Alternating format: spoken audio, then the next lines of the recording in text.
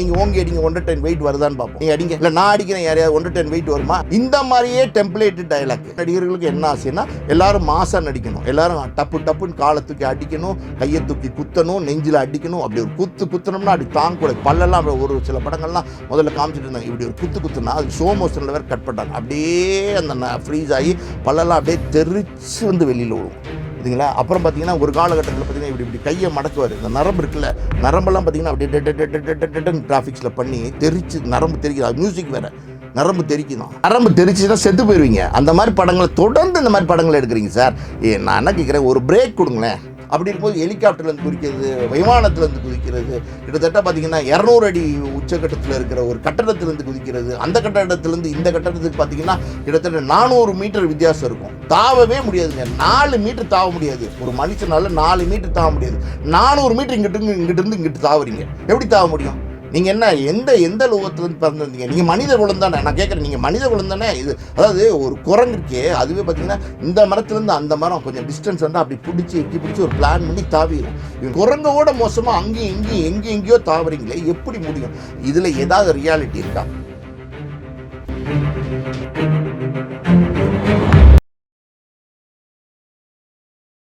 MGR TV cinema நேயர்களுக்கு வணக்கம். இன்றைக்கி நம்ம கூட ஆஸ்கர் மூவிஸ் ப்ரொடியூசர் பாலாஜி பிரபு சார் இணைஞ்சிருக்காங்க. சார் வணக்கம் சார். வணக்கம். எப்படி சார் இருக்கீங்க? நல்லா இருக்கேன். நல்ல கதைகள், பெரிய தயாரிப்பாளர்கள் ஏன் சார் அதை தேர்ந்தெடுத்து படம் பண்ண மாட்டாங்க? இல்லை, நல்ல கதைகள் பெரிய தயாரிப்பாளர்கள் தேர்ந்தெடுத்து கதை பண்ணுற மாட்டேங்கிறாங்க அப்படிங்கிறதே கிடையாது. முக்கியமான விஷயம் என்ன தெரியுமா? நடிகர்கள் கையில் சினிமா போயிடுச்சு. சினிமா தயாரிப்பாளர்கள் கையில் இருக்குன்னா இல்லை. ஒரு தயாரிப்பாளர் விஜயை போட்டு படம் எடுக்கலாம், ஒரு தயாரிப்பாளர் ரஜினியை போட்டு படம் எடுக்கலாம் அப்படிங்கிற நிலைமை போய் ரஜினி தான் தயாரிப்பாளர் டிசைட் பண்ணுறார், விஜய் தான் தயாரிப்பாளர் டிசைட் பண்ணுறார், அஜித் தான் தயாரிப்பாளர் டிசைட் பண்ணுறார். எப்போ சினிமா வந்து தயாரிப்பாளர்களை நடிகர்கள் டிசைட் பண்ணுற ஸ்டேஜுக்கு போயிடுச்சோ அன்னைக்கே சினிமா வந்து தலை குனிஞ்சு நிற்கிது. அதான் நம்ம ஓப்பனாக சொல்லணும். அப்படி ரஜினியை போட்டு எடுக்கும்போது ரஜினி சொல்கிறார், எனக்கு வந்து ஒரு 4 குத்துப்பாட்டு, 4 ஃபைட்டு, அந்த தமனாவோட ஒரு பாட்டு, என்ன காவால சாங்க, அந்த சாங்கு இந்த சாங்கெல்லாம் வைன்னு ரஜினி கேட்குறாரு. ரஜினி எப்படி என்ன கேட்குறாரு? இதெல்லாம் கேட்குறாரு. அப்புறம் விஜய் என்ன கேட்குறாரு? அவர் மாஸ் கேட்குறாரு. அவர் லோகேஷ் கனகராஜோட கூட்டணி அமைச்சு அவர் பார்த்தீங்கன்னா அவர் வேறு இது மாதிரி. சார், நான் வெளிப்படையாகவே பேசுகிறேன். லியோன்னு ஒரு படம் வந்துச்சு இல்லையா? அந்த படத்தை நீங்கள் பார்த்தீங்களா? அந்த படத்தில் என்ன பிரம்மாண்டமான கதை இருக்குது? ஒன்றுமே கிடையாது. அடி வெட்டு குத்து, அவன் என்னை வெட்டிட்டான், நான் அவனை வெட்டிட்டேன், நான் அவனை பழி வாங்கிட்டேன், நீ அவனை பழி வாங்கிட்டேன். அதுக்கப்புறம் பார்த்தீங்கன்னா என் தங்கச்சியை நீ கிடத்தின, ஓன் தங்கச்சியை நான் கிடத்தினேன். கடைசியில் வந்து எதுவுமே செய்ய முடியும்னா வில்லன் பார்த்தீங்கன்னா கடைசி நேரத்தில் பற்றியா ஒன் ஃபோன் பண்ணுவான், ஏய் நான் சொல்கிறது கேட்கல அப்படின்வான். என்ன நான் கேட்க மாட்டேன் அப்படின்னு ஹீரோ சொல்லுவான். இந்த ஃபோனை பேசு அப்படின்வான். ஃபோன் பேசினா, அண்ணா என்னை கடத்திட்டாங்கண்ணா, யாரோ வந்து என்னை 4 பேரில் காரில் தூக்கிட்டு போயிட்டாங்கண்ணா. எத்தனை வருஷத்துக்கு இதை சொல்லுவீங்க? 60 வருஷமாக சொல்லிக்கிட்டு இருக்கீங்க. உங்களுக்கே தெரியலையா? அதெல்லாம் அறத பழசாக இருக்குன்னு தெரியலையா? 60 வருஷமாக இதே டெம்ப்ளேட் சீனுங்க. இப்போ இருக்கிற லேட்டஸ்ட் படம் நான் சொல்லுவேன். அதாவது வந்து ரெட்ரோவில் இந்த சீன் இருக்குது. பார்த்தீங்களா? அந்த அவர் வந்து அந்த ஜூஜு ஜார்ஜ் அங்கே இருப்பார். அவர் ஏதோ ஒன்று சொல்லுவார். இங்கே பார்த்தீங்கன்னா அவர் மனைவி ஓடி வந்து ஃபோன் பண்ணாங்க, ஐயோ நம்ம பையனை கடத்திட்டாங்க அப்படின்னு சொல்லுவாங்க. உடனே அவர் வந்து பின் வாங்கிடுவார். எத்தனை படத்தில் சொல்வீங்க? சொல்லிக்கிட்டே இருங்க. யாரும் உங்களை பார்க்க மாட்டாங்க. உங்களுக்கு என்ன வேணும்? உங்களுக்கு வந்து மேலேருந்து ஆகாசத்துலேருந்து குதிக்கணும், அப்புறம் விமானத்துலேருந்து குதிக்கணும், அப்புறம் ஹெலிகாப்டரில் தொங்கணும். இதெல்லாம் நடக்குமானா நடக்கவே நடக்காது. ஹெலிகாப்டரில் எல்லாம் அப்படி சுற்றிக்கிட்டே இருக்கிற ஹெலிகாப்டரில் கிட்டத்தட்ட வந்து 200 அடியில் நீங்கள் தொங்குனீங்கன்னா உங்களை சொல்லட்டு கீழே தள்ளி விட்டுரும், உயிரை கொண்டுரும். அது ப்ராக்டிக்கலாக உண்மை தான். அப்படி இருக்கும்போது ஹெலிகாப்டர்லேருந்து குதிக்கிறது, விமானத்துலேருந்து குதிக்கிறது, கிட்டத்தட்ட பார்த்திங்கன்னா 200 அடி உச்சக்கட்டத்தில் இருக்கிற ஒரு கட்டடத்துலேருந்து குதிக்கிறது, அந்த கட்டடத்துலேருந்து இந்த கட்டடத்துக்கு பார்த்திங்கன்னா கிட்டத்தட்ட 400 மீட்டர் வித்தியாசம் இருக்கும். தாவவே முடியாதுங்க. 4 மீட்டர் தாவ முடியாது. ஒரு மனுஷனால 4 மீட்டர் தாவ முடியாது. 400 மீட்டர் இங்கிட்டு தாவுறீங்க. எப்படி தாவ முடியும்? நீங்கள் என்ன எந்த லோகத்துலேருந்து பிறந்திருந்தீங்க? நீங்கள் மனித குலம் தானே? நான் கேட்குறேன், நீங்கள் மனித குலம் தானே? இது அதாவது ஒரு குரங்கு இருக்கே, அதுவே பார்த்தீங்கன்னா இந்த மரத்துலேருந்து அந்த மரம் கொஞ்சம் டிஸ்டன்ஸ் வந்து அப்படி பிடிச்சி ஒரு பிளான் பண்ணி தாவிடும். இவன் குரங்கோட மோசமாக அங்கேயும் எங்கேயோ தாவறீங்களே, எப்படி முடியும்? இதில் ஏதாவது ரியாலிட்டி இருக்கா?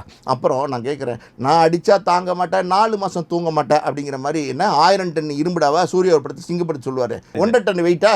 1.5 டன் வெயிட் எங்கேயாவது நீங்கள் ஓங்கி அடிங்க, 1.5 டன் வெயிட் வருதான்னு பார்ப்போம். நீங்கள் அடிங்க, இல்லை நான் அடிக்கிறேன் யாரையாவது 110 வெயிட் வருமா? இந்த மாதிரியே டெம்ப்ளேட்டு டயலாக். நான் அடித்தா தூங்க மாட்டேன், 4 மாதம். என்னது? நான் அடித்தா தாங்க மாட்டேன், 4 மாதம் தூங்க மாட்டேன். என்ன நீ ஒரு அதெல்லாம் அப்படி தாங்க. மோதி பாரு, தாங்க மாட்டேன், அடுத்தடுத்து பேசிக்கிட்டே போகலாம். இந்த மாதிரியே டைலாக் வைக்கிறீங்களே. பஞ்சு டைலாக். இதான் பஞ்சு டைலாக். என்ன பஞ்சு டைலாக்கு? நல்ல டைலாக் வச்சா பரவாயில்ல. பஞ்சு டைலாக்ங்கிற பேரில் இதெல்லாம் வச்சுக்கிட்டு சும்மா ஒரு படத்தை வந்து எடுத்துக்கிட்டு அதை வந்து மசாலா பண்ணிக்கிட்டு கமர்ஷியல் பண்ணிக்கிட்டு காவாலா மாதிரி ஒரு பாட்டு, அப்புறம் ஊ சொல்ல வரையா மாமா, ஊ சொல்ல வரையா மாமான்னு அவர் ஒருத்தர் தெலுங்கில் இருக்கார். அந்த நடிகர் பேர் என்ன? அல்லு அர்ஜுன். அவர் பார்த்தீங்கன்னா 200 கோடி தாண்டி ஓடுது. அதாவது மக்கள் பார்க்குறாங்க, இந்த மாதிரி படங்களை வந்து மக்கள் பார்க்குறாங்க, மக்கள் என்டர்டெயின் பண்ணுறாங்க. நல்ல படங்களை வந்து மக்களுக்கு கொடுக்கல, நல்ல படங்களை நல்ல என்டர்டெயின்மெண்ட்டை மக்களுக்கு கொடுக்கல. அருமையான படத்தை வந்து நீங்கள் மக்களுக்கு கொடுத்தீங்கன்னா அந்த படத்தை வந்து மக்கள் பார்ப்பாங்க. நீங்கள் எத்தனை நாள் தான் இப்படி வந்து நீங்கள் இந்த மாதிரி ஆக்ஷன் படமே நடிப்பீங்க? அந்த ஒரு ஹீரோ வந்து காலத்துக்கு இப்படி ஓடி வந்து அப்படி அடிப்பார், முடியுமா?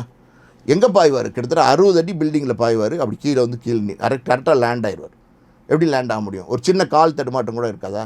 ஒரு ஹீரோ வராரு, அந்த ஹீரோ வந்து பார்த்தீங்கன்னா ஒரு 200 பேர் வந்து பார்த்தீங்கன்னா துப்பாக்கி இது ரைஃபிள் கன்னை வச்சு டப்பன்னு சுடுவாங்க.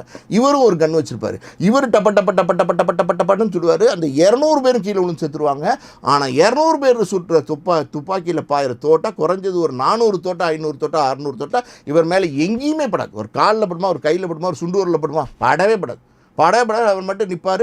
கடைசியில் அந்த ஃபைட் முடிச்சோன்னா அவ்வளோ கீழே போய் விழுந்து கிடப்பாங்க. இவர் மட்டும் அந்த துப்பாக்கி அப்படி கையில் வச்சுட்டு அது ஒரு பேக்ரவுண்ட் மியூசிக் ஒன்று போடுவாங்க. டப்புன்னு இந்த கீழே விழுந்தவங்க மேலே நடந்து அப்படி வருவார். இதுதான் எத்தனை நாள் சொல்ல போகிறீங்க? விஜய் ஏன் இதை சொல்லணும்? ரஜினி ஏன் சொல்லணும்? கமல் ஏன் சொல்லணும்? கமல் நல்ல படங்கள் நடித்தார். கமல் வந்து ஹேராம் மாதிரி படங்கள் நடித்தார், மகாநதி மாதிரி படங்கள் நடித்தார், அவைசன்மி மாதிரி படம் நடித்தார், அபூர்வ சார் மாதிரி படம் நடித்தார். நல்ல படங்கள் நடித்தார். கமலே இன்றைக்கி பார்த்தீங்கன்னா விக்ரமுக்கு அப்புறம் மாறிட்டார். அவரும் என்ன ஹேராம் நடித்தார், விஸ்வரூபம் நடித்தார், நிறைய படங்கள் நடித்தார். அவரும் மாறிட்டார். சுத்தம் கமலும் இந்த டெம்ப்ளேட்டுக்கு வந்துட்டார். கமலும் இப்படி நடிக்க ஆரம்பிச்சார். இந்தியன் டூவில் பார்த்தீங்களா?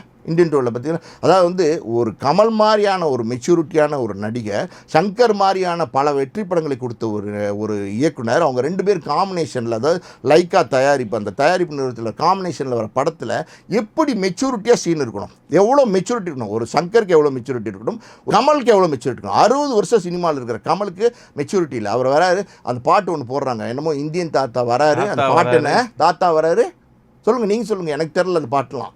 தாத்தா வராரு, கலக்க போகிறாரா? கதற விட போகிறாரு. யாரை கதற விட போகிறாரு? ஆடியன்ஸை கதற விட்டார். தேட்டரில் உட்காந்து பார்க்குற ஆடியன்ஸை கதறான். ஐயோ இந்த படத்துக்கு தெரியாமல் வந்து உட்காந்துட்டோமே, எப்படா தப்பிச்சு போகிறதுன்னு. ஏன்னா இப்போ நீங்கள் வந்து 2 வீலரில் போகிறவன், காரில் போகிறவன்லாம் இப்போ என்ன பஞ்சாயத்து ஆகி போச்சுன்னா, நீங்கள் பாதியில் படத்தை விட்டு எந்திரிச்சோ இல்லை அரை மணி நேரத்தில் படுத்து வச்சு ஓடிடலான்னு நினச்சி ஓட முடியாது. ஏன்னா உங்களுக்கு பேக்காக வந்து பைக்கெல்லாம் மாட்டிக்குது. இந்த பைக் இப்படி நிறுத்துகிறான். கிட்டத்தட்ட 600 700 பைக் நிறுத்தியிருக்கான். எங்கேருந்து உங்கள் பைக்கு வெளியில் எடுப்பீங்க? எங்கேருந்து உங்கள் காரை வெளியில் எடுப்பீங்க? ஒன்றுமே பண்ண முடியாது. நம்ம உட்காந்தே ஆகணும். தாத்தா வராரு, இந்தியன் தாத்தா வராரு, கதற விட போகிறாரு அப்படின்னா நம்ம பார்த்தாகணும். ஐயோ கதற விட போகிறாரு, எவ்வளோ நேரம் கதற விட போகிறான்னு தெரியலையே, இந்த படம் எப்போ முடியுங்க? அது 3.5 மணி நேரம் அப்படின்வான். ஐயோ 3.5 மணி நேரமா அப்படின்வான். ஏன்னா படம் ஓடி 3/4 மணி நேரம் தான் இருக்கும். இன்னும் 2-3 மணி நேரம் எப்படி உட்காராது அப்படின்னு ஒரு பதட்டத்துலேயும் பயத்துலேயும் ஆடியன்ஸை உட்கார வச்சுருக்கீங்களே. ரசிக்கிற மாதிரி படங்கள் எடுத்தா என்ன? ஏன் நல்ல படங்கள் எடுத்தா என்ன? ஏன் நான் என்ன கேட்குறேன், விஜய் படத்தோட கண்டென்ட்டோடு எடுத்தான்னு, அஜித் படத்தோட கண்டென்ட்டோடு எடுத்தான்னு, எல்லாமே நீங்கள் வழக்கமான மாஸ் மசாலாவோடய எதுக்கு எடுத்துட்டீங்க? ரஜினி, கமல், விஜய், அஜித், நான் சொல்கிற எல்லாம் கேட்டுங்க. சூர்யா, அப்புறம் பார்த்தீங்கன்னா சிம்பு, தனுஷ், இன்னும் வந்து ஜெயம் ரவி, இன்னும் விஷால், இன்னும் இருக்கிற எல்லா நடிகர்களுக்கும் என்ன ஆசைன்னா எல்லாரும் மாசாக நடிக்கணும், எல்லாரும் டப்புன்னு காலை தூக்கி அடிக்கணும், கையை தூக்கி குத்தணும், நெஞ்சில் அடிக்கணும். அப்படி ஒரு குத்துனோம்னா அப்படி தாங்கக்கூடாது. பல்லெல்லாம் ஒரு சில படங்கள்லாம் முதல்ல காமிச்சிட்டு இருந்தாங்க. இப்படி ஒரு குத்துனா அது ஸ்லோ மோஷனில் வேறு கட் பண்ணுறாங்க. அப்படியே அந்த ஃப்ரீஸ் ஆகி பல்லெல்லாம் அப்படியே தெரிச்சு வந்து வெளியில் விடுவோம். பார்த்தீங்களா? அப்புறம் பார்த்தீங்கன்னா ஒரு காலகட்டத்தில் பார்த்தீங்கன்னா இப்படி கையை மடக்குவார். இந்த நரம்பு இருக்குல்ல, நரம்பெல்லாம் பார்த்தீங்கன்னா அப்படியே டிராஃபிக்ஸில் பண்ணி தெரிச்சு நரம்பு தெரிக்குது. மியூசிக் வேறு, நரம்பு தெரிக்குதான். நரம்பு தெரிச்சுன்னா செத்து போயிடுவீங்க. அந்த மாதிரி படங்களை தொடர்ந்து இந்த மாதிரி படங்களை எடுக்கிறீங்க சார். நான் என்ன கேட்குறேன், ஒரு பிரேக் கொடுங்களேன். நான் என்ன சொல்கிறேன், ஒரு காதல் கதை, அதுக்குள்ளே ஒரு ஆக்ஷனு, அதுக்குள்ளே ஒரு எப்படி சொல்கிறது, ஒரு சின்ன ஒரு டான்ஸு, ஃபைட்டு எல்லாம் வச்சு நடிங்க. வேணான்னு சொல்ல. பஞ்சு டைலாக் கூட வச்சுக்கோங்க. அந்த பஞ்சு டைலாக் வந்து ஒரு நியாயமான ரீசனபிளான பஞ்சு டைலாக் வச்சுக்கோங்க. எங்கேருந்து பஞ்சு டைலாக் இருக்குது? எந்த ஹாலிவுட் படத்துலையா நீங்கள் பஞ்சு டைலாக் பார்த்துருக்கீங்களா? நீங்கள் பார்த்துருக்கீங்களா? நான் அடித்தா தாங்க மாட்டேன், 4 மாதம் தூங்க மாட்டேன்னு எந்த ஹாலிவுட் ஹீரோவாக நடிச்சிருக்கானா? நீங்கள் எதுக்கு இப்படி ஒரு டைலாக் நடிக்கிறீங்க? உங்களுக்கு மாசாக உங்களை ரசிக்கிறாங்களா ஆடியன்ஸு, உங்களை மாசாக ரசிக்கும் போது அந்த மாசை வந்து நீங்கள் நல்ல விதமாக யூட்டிலைஸ் பண்ணி ஆடியன்ஸுக்கு நீங்கள் படம் கொடுக்கலாம். நீங்கள் வேணால் ஓப்பனாக நான் சொல்கிறேன் சார், அதை ரஜினி, கமல், விஜய், அஜித் நீ சொன்ன சிம்பு கிம்பு ஒரு கூட்டமே இருக்குது. அவங்கெல்லாம் பார்த்தீங்கன்னா அவங்க எடுக்கிற படமெல்லாம் அந்த தயாரிப்பாளருடைய மனநிலை எப்படி தெரியுமா இருக்குது? அதாவது வந்து மேலே தூக்கில் கயரை போட்டு தயாரிப்பாளரை தொங்க விட்டுருவாங்க, கீழே வந்து பார்த்திங்கன்னா சின்னது இந்த ஸ்டாண்ட் இருக்குல்ல, அந்த ஒரு சின்ன ஒரு ஸ்டூலை வந்து போட்டுருவாங்க, அந்த ஸ்டூலில் தயாரிப்பாளர் நிற்பார், கயர் வந்து தூக்கில் தொங்கும். அதாவது வந்து இந்த படத்தில் நமக்கு என்ன நடக்க போகுது, ஒன்று அந்த தயாரிப்பாளர் வந்து கயரை யாராவது கழட்டி விட்டு இல்லைன்னா கயரை கட் பண்ணி விட்டு சேஃபாக இறங்கி வருவாரா, இல்லை வந்து வரவனாவது யாராவது வந்து டப்புன்னு தட்டி விட்டு போயிட்டான்னு வச்சுங்க, தயாரிப்பாளர் அப்படியே தொங்க வேண்டியது. போட்டால் 400 கோடியும் போயிடுது, வந்தால் ஒரு 40-50 கோடி தான் வருது. இதுக்கு எதுக்கு இவ்வளோ போராட்டம், இதுக்கு எதுக்கு இவ்வளோ இது இந்த அபத்தம் தமிழ் சினிமாவில் தொடர்ந்து நடந்துக்கிட்டே இருக்குது. மலையாள சினிமாலெலாம் இது நடக்குதான்னா கிடையவே கிடையாது. கமர்ஷியல் படங்கள் அங்கேயும் வருது. அங்கேயும் பார்த்திங்கன்னா நம்ம மம்முட்டியிலேருந்து, நம்ம மோகன்லால்லேருந்து, பிருத்திவிராஜ்லேருந்து பல நடிகர். பகத் வாசில் எப்படிப்பட்ட நடிகர், ஒரு பகத் வாசில் இப்படி ஒரு படம் நடிக்கிறாரா, ஏதாவது ஒரு படம் காட்டுங்க. இல்லை மம்முட்டியோட சன்னு தில்கர் சல்மான் ஒருத்தர் இருக்கார், அவர் இப்படி ஒரு படம் நடிச்சிருக்காரா, ஏதாவது ஒரு படம் காட்டுங்க.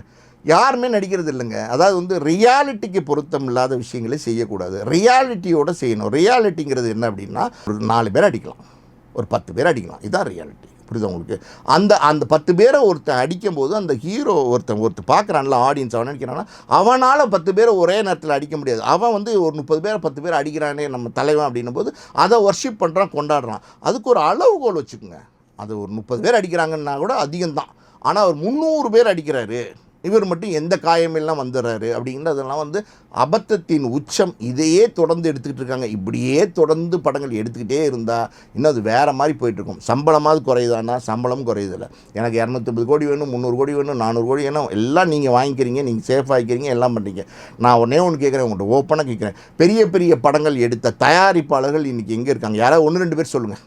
இல்லை சார், யாருமே இல்லை. ஒன்று சன் பிக்சர்ஸும் ஏஜிஎஸும் இருக்காங்க. ஒரு கார்ப்பரேட் நிறுவனத்தில் இண்டிவிஜுவல் ப்ரொடியூசர்ஸாக தானு சார் ஒருத்தர் நிற்கிறார். வேறு யாருமே தயாரிப்பாளர் கிடையாது.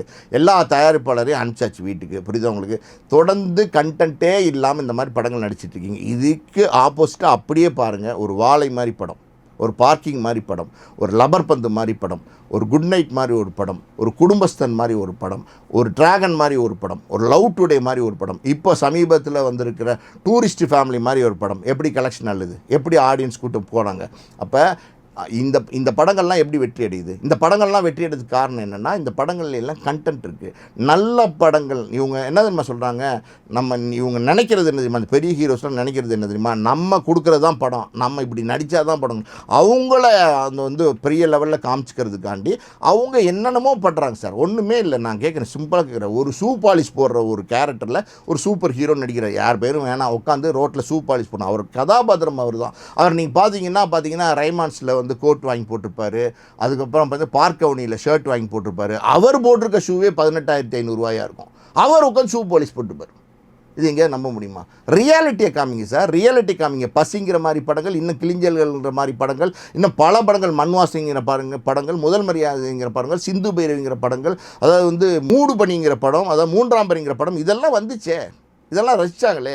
ஏன் அந்த மாதிரி படங்கள் இன்றைக்கி கொடுக்குறீங்க? அன்னைக்கும் மசாலா படங்கள் வந்துச்சு, அன்னைக்கும் முரட்டுக்காலை வந்துச்சு, அன்னைக்கும் பில்லா வந்துச்சு, அன்னைக்கும் சகலகலாவன் வந்துச்சு, அன்னைக்கும் பல வெற்றி படங்கள் மசாலா படங்கள் வந்துச்சு. இந்த அளவுக்கு மசாலாவை திணிக்கிறது, எந்த அளவுக்கு மசாலாவை திணிக்கிறது? மேக்சிமம் மசாலா அடித்து நொறுக்கி மசாலாவை திணிச்சு ஆடியன்ஸ் வந்து திமிர விட்டு வேலைக்கே ஆகாது. இப்படியே வந்து பெரியவர்கள் தொடர்ந்து நடிச்சுக்கிட்டே இருந்தாங்கன்னா சுத்தமாக அந்த தமிழ் சினிமா அழிஞ்சு தான் போகும். நான் ஓப்பனாக சொல்கிறேன், தயாரிப்பாளர் இந்த வார்த்தையை பயன்படுத்தக்கூடாது.